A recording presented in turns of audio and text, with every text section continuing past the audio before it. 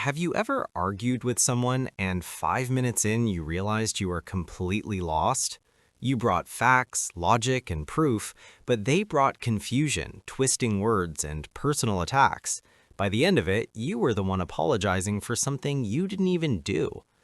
Arguing with a narcissist or a toxic person is like playing chess with a pigeon. It doesn't matter how good your moves are, they are just going to knock over the pieces, crap on the board, and strut around like they won. It is exhausting, it is maddening, and if you keep trying to win using logic, you will lose every single time. Why? Because they aren't listening to understand you, they are listening to find ammunition to use against you. Welcome to the Psyche Shift. Today, we are changing the rules of engagement. I'm going to teach you 5 psychological strategies to outsmart a narcissist in an argument. We are not going to teach you how to win a debate because you can't debate someone who lives in a fake reality. Instead, I'm going to teach you how to disarm them, protect your sanity, and shut down their toxic games instantly. These techniques are powerful, they are counterintuitive, and they work. Are you ready to take your power back? Let's dive in. Strategy number 1 is the most famous technique in the anti-narcissist toolkit, the greyrockmethod. To understand this, you need to understand what a narcissist actually wants. They don't want a resolution, they want supply. Narcissistic supply is attention, good or bad. If they can't get your admiration, they will settle for your anger. Your tears, your screaming, and your long defensive paragraphs are all delicious energy to them. It proves they have control over you.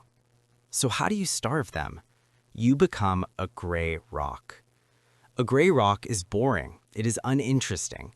You walk past it every day without looking at it. When they try to provoke you, you stop giving them colorful emotional reactions. You give them nothing. They say, "You never care about this family." You say, "Okay." They say, "You are being so selfish right now." You say, "I hear you." They say, "Are you even listening to me?" You say, "Yes." Your tone should be flat, monotone, and completely unbothered. No sarcasm, no eye-rolling, just nothing. When you do this, they will initially try harder to get a reaction, but eventually they will get bored. They will realize there is no fuel here, and they will move on to someone else. You become the most boring toy in the box. Now, let's move to strategy number 2. Abandon the search for logic. This is the hardest pill to swallow for intelligent people. You believe that if you just explain your point clearly enough, if you just show them the text messages, the receipts, and the facts, they will finally say, "Oh, you're right, I apologize." That is never going to happen. You are playing 2 different games. You are playing for truth. They are playing for dominance. A narcissist views an argument as a war. In war, truth doesn't matter, winning matters. They will use word salad, a mix of confusing statements, lies, and subject changes just to keep you off balance.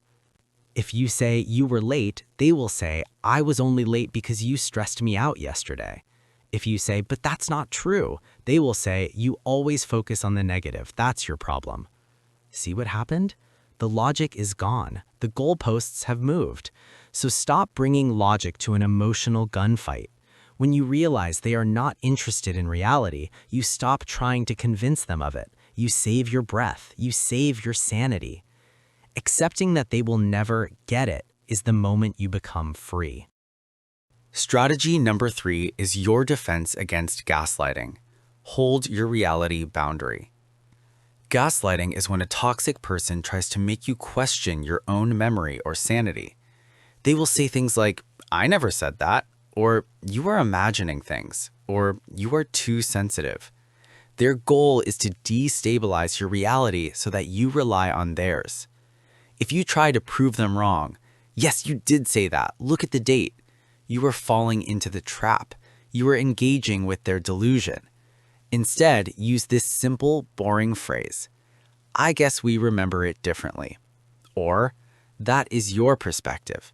My experience is different." And then stop talking. You are not asking them to agree with you. You are not asking for their permission to be right. You are simply stating that your reality exists and it is not up for debate. When you say, "We remember it differently," you are closing the door. You are telling them, "You can keep your lie, but I am keeping my truth." It drives them crazy because they cannot manipulate someone who trusts their own mind. Now, strategy number 4 is a physical hack, the volume paradox. In a heated argument, our biological instinct is to match the other person's energy. If they yell, we yell. If they speak fast, we speak fast. This is called mirroring, and usually it builds rapport. But with a narcissist, mirroring is fatal. If you yell back, they can point at you and say, "Look how crazy you are. Look how unstable you are." They provoke you and then blame you for your reaction. So you must do the opposite. The louder they get, the quieter you get. The faster they speak, the slower you speak. Force your voice into a low, calm, slow register. This does 2 things. First, it keeps your nervous system out of fight or flight mode, so you can think clearly. Second, it creates a massive contrast. Imagine a third person watching the argument. One person is screaming and red-faced, the other is speaking like a calm therapist. Who looks like the problem? They do. When you refuse to raise your voice, you are signaling that they do not have the power to disturb your peace. You are the adult in the room. Finally, strategy number 5. This is the ultimate power move. Know when to walk away. There is a famous quote from the movie War Games. The only winning move is not to play. This is the hardest truth to accept. You cannot change a narcissist. You cannot fix them, and you certainly cannot win against them in a traditional sense because they don't care about the rules. The biggest victory you can have with a toxic person is to exit the game.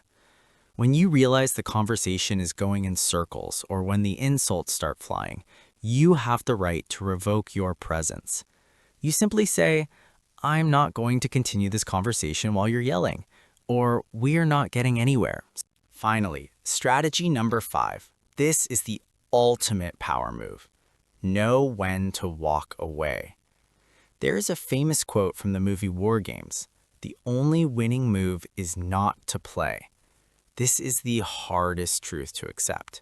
You cannot change a narcissist. You cannot fix them, and you certainly cannot win against them in a traditional sense because they don't care about the rules.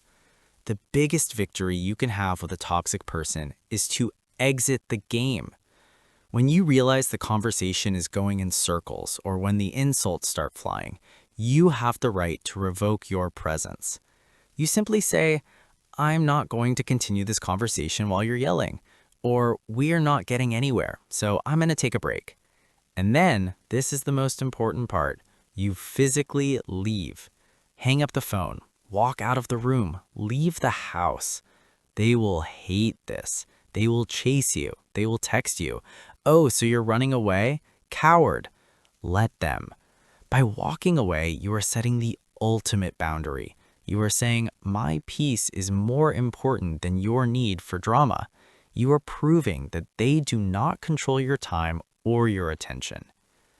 The conclusion. So, let's recap the 5 strategies to outsmart a toxic arguer. The gray rock: be boring, starve them of subside. Abandon logic. Don't try to reason with someone who lives in a fantasy. Hold your reality. Use the phrase, "I guess we remember it differently." Control the volume. Speak slower and quieter than they do. The walk away. The only winning move is to stop playing. Remember, arguing with a narcissist is an addiction. It feels like if you just say one more thing, they will understand. They won't.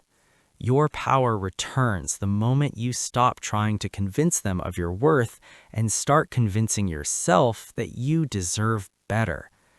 If you are ready to reclaim your mind and build unshakable confidence, make sure to hit that subscribe button for the Psyche Shift. We are here to help you shift from victim to victor. I want to hear from you. Which of these strategies have you tried, and did it work? Let me know in the comments below. Stay strong, Stay sane, and I'll see you in the next video.